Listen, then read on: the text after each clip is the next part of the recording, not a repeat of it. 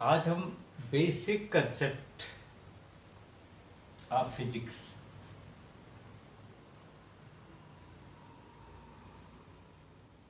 Basic concepts पे बात करें।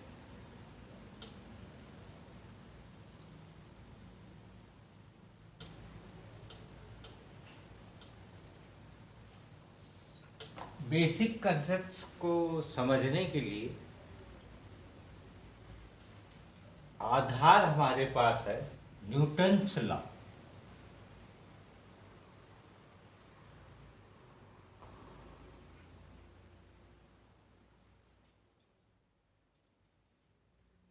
Law of motion.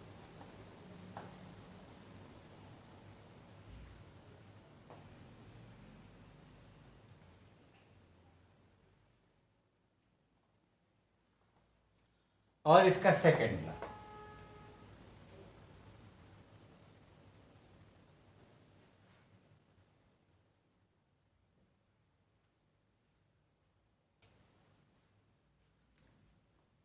कोई चीज अगर स्थिर है या कंटिन्यूअस लीनियर मोशन में है तो उसकी स्पीड या उसको गति में लाने के लिए या उसकी स्पीड में चेंज करने के लिए हमें फोर्स लगाना पड़ता है। ये फोर्स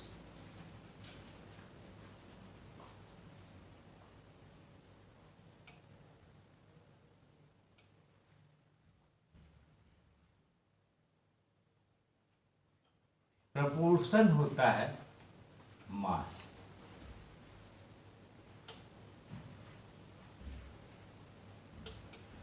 किसी चीज का मास कितना है उससे उस पर यह निर्भर करता है कि हमें कितना बल लगाना है। ये मास क्या चीज है? बेसिकली हम मास के कंसेप्ट में चलते हैं कि मास क्या है। मास है कि जो भी यूनिवर्स में जो भी कोई चीज है हमारे यूनिवर्स में चाहे जिस फॉर्म में हो उसमें एक इंट्रिंसिक क्वालिटी एक इंट्रिंसिक चीज होती है, उसको हम मास कहते हैं। कोई भी चीज ऐसी नहीं है यूनिवर्स में जिसमें मास न हो और यही मास उसकी ताकत को उसको डिफाइन करती है कि उसको हम किस तरह से उससे हम व्यवहार करेंगे। अब ये जो जनरल कंसेप्ट है हम लोगों का यूनिवर्स के बारे में कि यूनिवर्स में जनरल लीनियर मोशन होता है। अब शुरू में जो भी मैथमेटिक्स और साइंस की चीज़ें हुई तो हम लीनियर मोशन को आधार मान के चलते थे, लेकिन अब जब हम जान गए कि धरती गोल है और सूर्य के चारों तरफ धरती चक्कर लगाती है यानी कहीं कोई लीनियर मोशन है नहीं, तो अब एक पॉइंट उठता है कि हमें जब किसी चीज को ट्रेवल कराना है उसकी वेलोसिटी चेंज करनी है उसको कहीं ले जाना है तो उसमें हम फोर्स लगाएंगे। अब एक पहला सवाल इसमें हमेशा उठता है कि जो एनर्जी ट्रांसफर होती है यानी जैसे सन से जो एनर्जी अर्थ की तरफ आई वो लीनियर नहीं आई, वो कहीं न कहीं उसमें रेजिस्टेंस था, कहीं न कहीं उसमें एक्सीलरेशन था, कहीं न कहीं कर्वेचर था। तो इस तरीके से ये एनर्जी जो इनिशियली यहाँ से निकली ई अर्थ तक पहुँचते पहुँचते ये चेंज हो गई और स्मॉल ली। तो यहाँ से यहाँ तक आने में एनर्जी हमारी स्मॉली। अब इस एनर्जी को यहाँ तक लाने के लिए फोर्स हमें कहाँ से मिला, कहाँ से ये फोर्स मिला जिसने कि इस एनर्जी को यहाँ तक पहुँचाया। फोर्स कहाँ से मिला? सन के पास ग्रेविटी ज़्यादा है, अर्थ के मुकाबले सन की ग्रेविटी सन की तरफ अधिक ग्रेविटी है। तो इसलिए जो एनर्जी का पार्टिकल है, यानी वेव का जो बंच, बेसिकली हम इसको बंच ऑफ वेव्स कहते हैं। वेव के जो ये बंच है, ये जो एनर्जी हो जाते हैं, ये वहाँ तक कैसे पहुँचे, तो ये अपनी ही एनर्जी खर्च करके वहाँ तक पहुँचते हैं। तो यहाँ जो हम एनर्जी लेते हैं, जैसे हमने ई लिया, यानी इसकी वो इंटेंसिटी बहुत ज़्यादा है, और अर्थ तक आते आते इसकी इंटेंसिटी बहुत कम हो जाती है। इंटेंसिटी बेसिकली हम कहते हैं एम्पलीट्यूड को। जो एम्पलीट्यूड है वही वेव एनर्जी की इंटेंसिटी, और एम्पलीट्यूड है ये पोर्शन एम्पलीट्यूड है। ये यहां तक आते आते ये आधी ही रह जाएगी, या और कम हो सकती है, ज्यादा हो सकती है।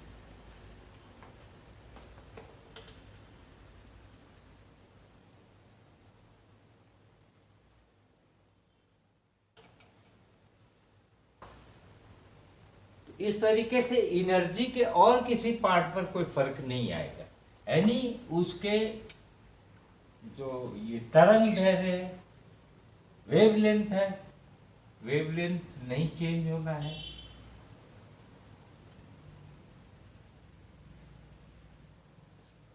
वेलोसिटी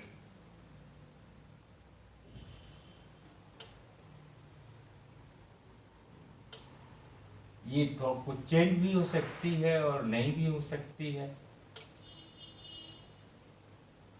और फ्रीक्वेंसी ये नहीं चेंज होगी।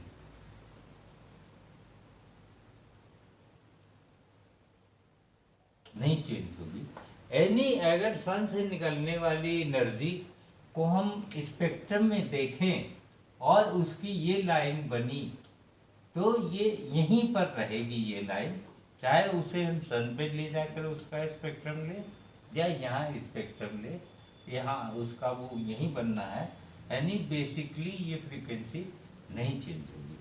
तो हम इसी आधार पर ये चीज़ कहते हैं कि हर चीज़ के मूल में मास रहता है, और कोई चीज़ हो या न हो, उसमें कोई चार्ज हो, कोई और जो दूसरे गुण होते हैं, वॉल्यूम है, लेंथ है, और शेप है, वो कोई दूसरे क्वालिटी न होते हुए भी अगर कोई चीज़ एग्जिस्ट कर रही है तो उसमें मास जरूर होगा।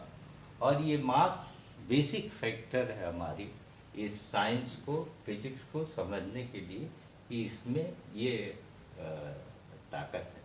और हम इसी मास से ही बाकी फिर चीज़ों की कल्पना है, जैसे जो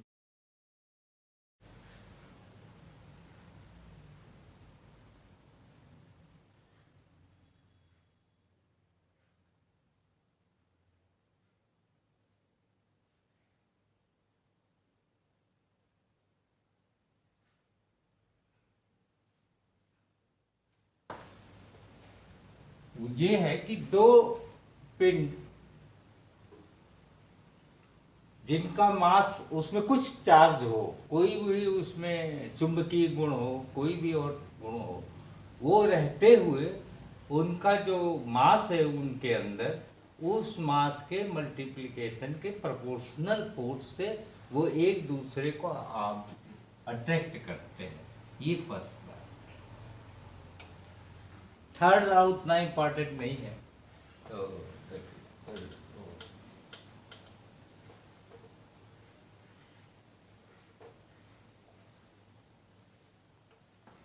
फोर्स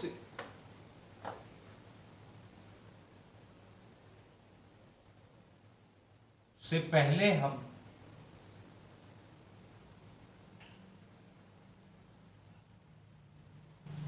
स्पीड डिफाइन करते हैं। स्पीड क्या है?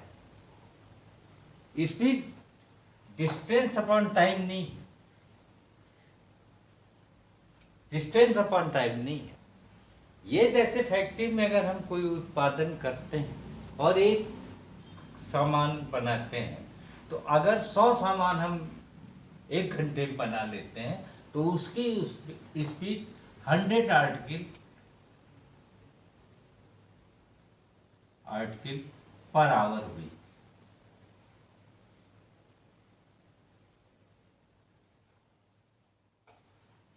तो ये स्पीड जो है ये डिस्टेंस से रिलेटेड नहीं है, ये स्पीड है उसकी रफ्तार से, कि चेंज से, कि हम कितनी तेजी से किसी चीज को बदल देते हैं, उसमें परिवर्तन ला देते हैं, ये कितनी तेजी से हम कर सकते हैं, ये स्पीड है। और अब हम इसी स्पीड के सहारे चलते हुए वेलोसिटी क्या है।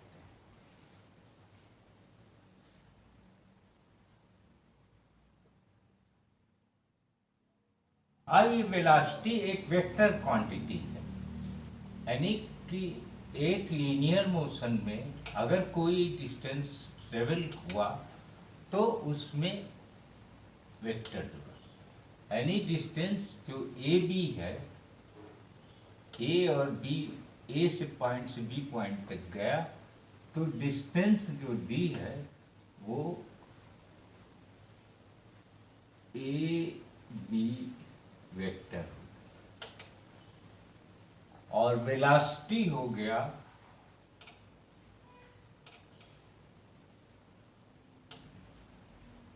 A B upon time.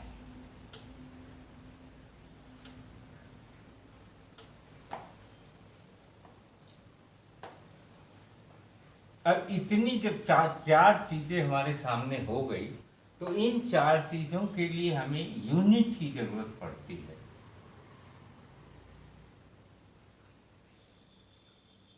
तो सबसे पहले हम देखते हैं मास,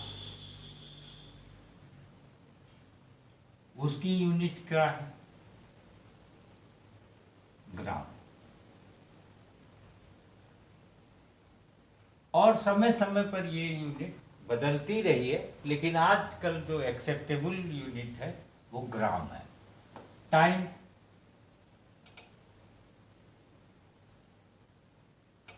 टाइम की एक्सेप्टेबल यूनिट है सेकेंड। ये भी समय समय पर बदलती रही, लेकिन अब इस समय जो एक्सेप्टेड इमेज है वो सेकेंड है। डिस्टेंस,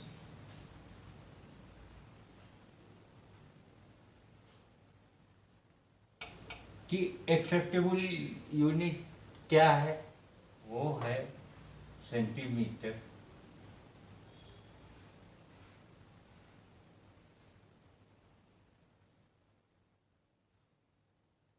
या मीटर। फोर्स की क्या है,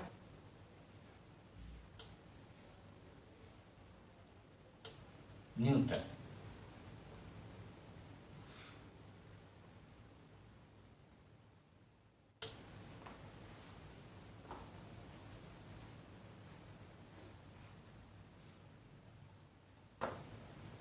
तो न्यूटन का जो ये सिंपल क्लासिकल मैकेनिक्स था, इस मैकेनिक्स को आइंस्टीन ने के समय में थोड़ा इसमें परिवर्तन आया। न्यूटन के समय में लाइट की वेलोसिटी हम लोग इन्फिनिटी मानते थे, ये मानते थे कि सूर्य से धरती तक आने में कोई समय नहीं लगता, तुरंत आ जाता है, लाइट की वेलोसिटी इन्फिनिट है।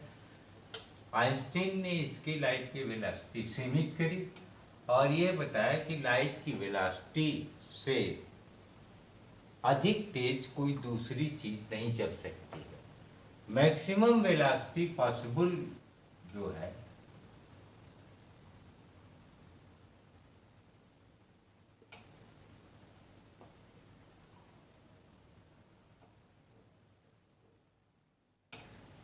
किसी चीज की सी।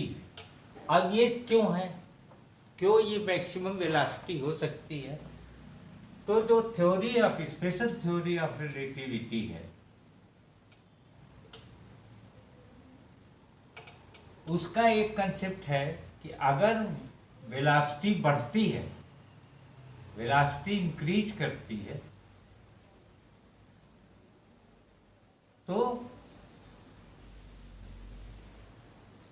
मास भी इंक्रीज करेगा।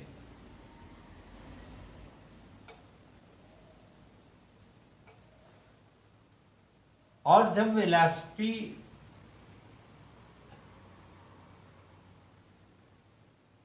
लाइट की वेलोसिटी के करीब जाती है, प्रोपोर्शनल में पहुंचती है, तो मास जो है वो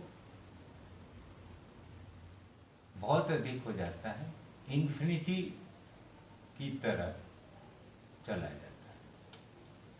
तो इसलिए जैसे ही प्रकाश की रोशनी के करीब कोई चीज की गति पहुंचती है, तो फिर उसको और आगे बढ़ाने के लिए जो फोर्स की जरूरत है वो फोर्स नहीं मिल सकता है। तो मैक्सिमम वेलोसिटी पॉसिबल जो है जो अर्थ में, वो सी ही है। और इसकी इस क्वालिटी की वजह से कि यह मैक्सिमम वेलोसिटी है, हम ये देखते हैं कि रिलेटिव वेलोसिटी में लाइट की वेलोसिटी सेम रहती है। यानी अगर इस पॉइंट पर लाइट की वेलोसिटी c है और दूसरे पॉइंट पर हम लेते हैं जो कि इसके पहले के मुकाबले v वेलोसिटी से घूम रहा है, तो इस पर भी लाइट की वेलोसिटी c ही होगी। लेकिन अगर कोई चीज इस पर चल रही हो और उसकी वेलोसिटी u हो, तो इस पर आकर के वो वेलोसिटी कम हो जाएगी, u माइनस v हो जाएगी। मगर लाइट की वेलोसिटी ये चेंज नहीं होगी, ये c रहेगी। यही चीज हर वेव पर लागू होती है। कोई भी हम वेव ले लें, तो अगर उसकी वेलोसिटी हम चेंज कर देते हैं, तो उस वेलोसिटी को चेंज करने से हमें इसकी स्पीड में कोई डिफरेंस नहीं पड़ेगा, बल्कि इसके जो वेवलेंथ है वो कम हो जाएगी, वेवलेंथ कम हो जाएगी, फ्रीक्वेंसी बढ़ जाएगी।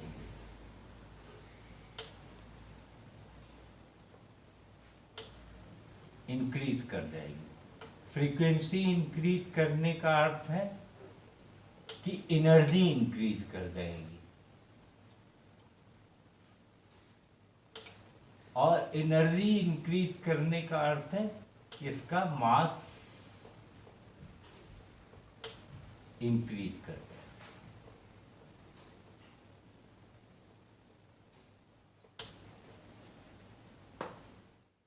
तो आज इतना ही, फिर कल थोड़ा डिटेल फोर्स और वर्क के बारे में बताया जाएगा। आज इतना केवल वर्क की परिभाषा बता देते हैं कि वर्क जो है वो फोर्स इंटू डिस्टेंस।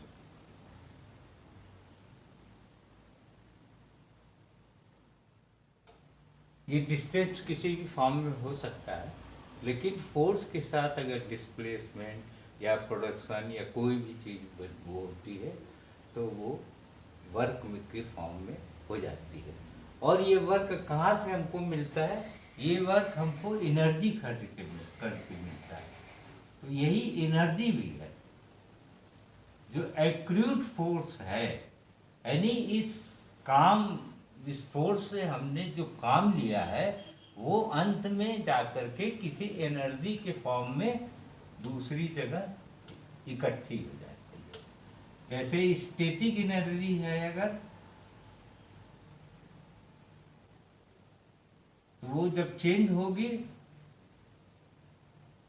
तो वो काइनेटिक एनर्जी में बदल जाएगी।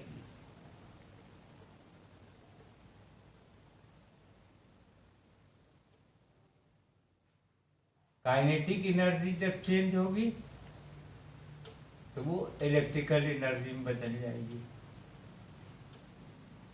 इलेक्ट्रिकल एनर्जी चेंज होगी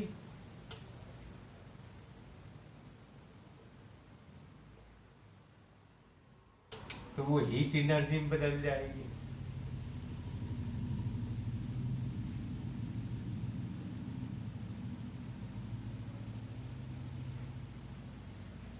फिर हीट एनर्जी से हम मैकेनिकल एनर्जी तक लाते हैं, तो ये एनर्जी ऐसे चेंज होती रहती है। एनर्जी, वर्क, फोर्स, डिस्टेंस और एनर्जी फील्ड, उसमें ये आगे।